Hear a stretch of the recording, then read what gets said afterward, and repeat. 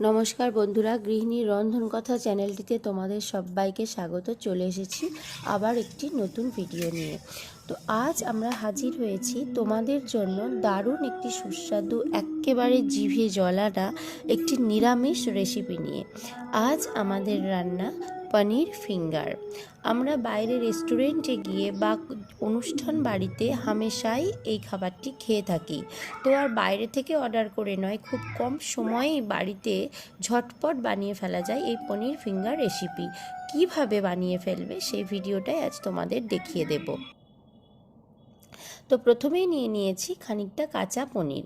পরিমাণ মতো খানিকটা কাঁচা পনির আমি নিয়েছি। তো এই পনিরগুলোকে এবার সরু সরু করে লম্বা লম্বা করে কেটে ফেলতে হবে।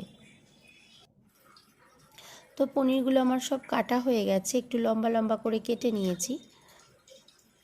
তো এবার কি মশলা লাগবে দেখিয়ে দিই। হলুদ গুঁড়ো, লঙ্কা গুঁড়ো, চাট মশলা, জিরে ধনে গুঁড়ো, গোলমরিচ গুঁড়ো আর লবণ। এই এক এক করে এই সব কটা মশলা ওপরে ছড়িয়ে দিচ্ছি। প্রথমে ছড়িয়ে দিলাম হলুদ গুঁড়ো, তারপরে ছড়িয়ে দিচ্ছি লঙ্কা গুঁড়ো। এভাবে সবকটি মশলা এক এক করে এই পনিরের টুকরোগুলোর ওপর ছড়িয়ে দেব। যে কোনো উৎসবে বা এমনি কোনো বৃষ্টির দিনে বা বন্ধুদের সাথে সন্ধ্যায় চায়ের আড্ডায় চায়ের সাথে যদি পনির ফিঙ্গার হয় তাহলে জাস্ট জমে যাবে, কোনো কথাই হবে না। পনির ফিঙ্গার বাচ্চাদের কাছেও খুব জনপ্রিয় একটি স্ন্যাক্স।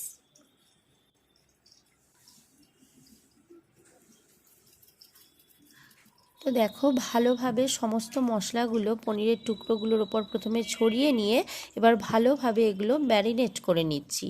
প্রত্যেকটি পনিরের টুকরো ভালোভাবে ম্যারিনেট করে মাখিয়ে রেখে দিচ্ছি, ভালোভাবে মাখিয়ে নিচ্ছি মশলাগুলো দিয়ে।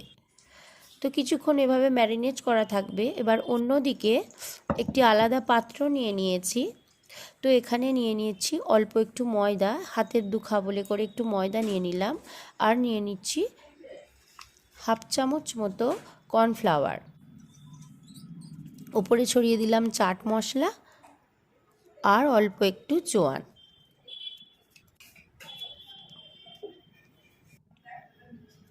তো এবার নিয়ে নিয়েছি একটা স্টায়ারিং স্টিক।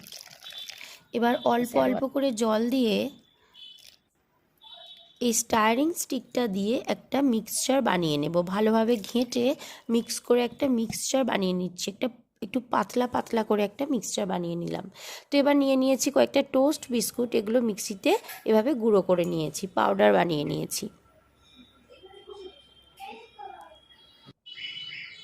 তো এবার ম্যারিনেট করে রাখা পনিরের টুকরোগুলো ওই মিক্সচারটার মধ্যে ভালোভাবে ডুবিয়ে এই বিস্কুটের গুঁড়োর মধ্যে এপিঠ ওপিঠ ভালোভাবে মাখিয়ে নিচ্ছি।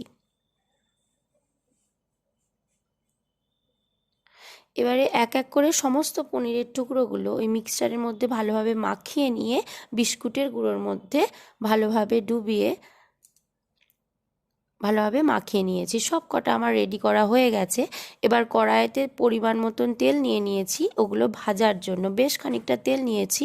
তেল এসে গেলে ওগুলো এক এক করে পনিরের টুকরোগুলো সব ছেড়ে দিচ্ছি।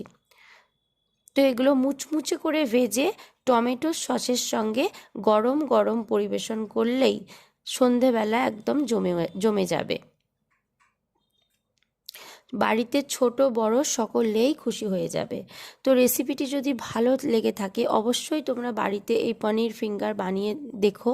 অবশ্যই ভালো লাগবে। ভালো লাগলে লাইক সাবস্ক্রাইব করো। Thanks for watching.